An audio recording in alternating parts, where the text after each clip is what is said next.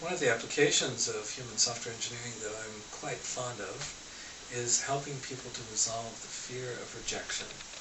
And this is a fear that is so commonplace that it's pretty much ubiquitous. I mean, everybody has this.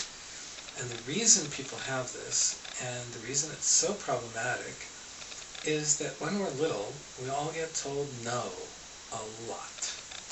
You know what I'm talking about. We all get told no. And sometimes those no's are very aggressive and very painful, and actually a little bit traumatic.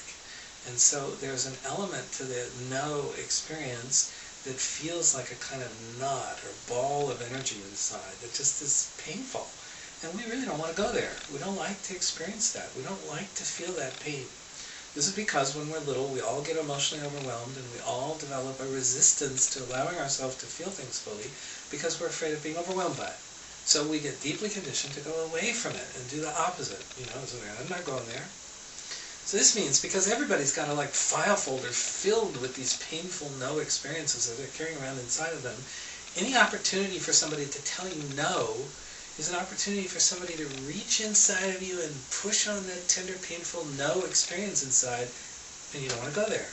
So any circumstance that could lead to that possibility of being told no, you're going to avoid it.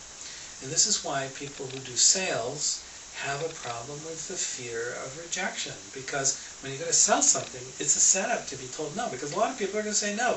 Not because they're rejecting you, just because the opportunity you're presenting them or the product or service that you're offering isn't what they need. And so they say no, but we take it personally. Why do we take it personally? We take it personally because it's personal to us. That no pain that we have stored inside of it is very personal. And so any kind of no, even though it's not about us, it still touches that inner, tender, painful place, and we don't want to go there. So this is an extremely common problem. It's a problem not only in sales, it's a problem in relationships. I mean, somebody wants to ask somebody out on a date, and they're hesitant, and they don't do it because they're afraid the person's going to say no. They don't want to feel that old painful no experience. But the fear of rejection has another component to it, too. It has this sort of traumatic, painful, internal element. But it also has another aspect to the quality energy, and that is the projection of the possibility onto the future that somebody can tell us no again. And we don't want that to happen. So there's two parts. There's the internal traumatic energy, and we use the core technique to resolve this.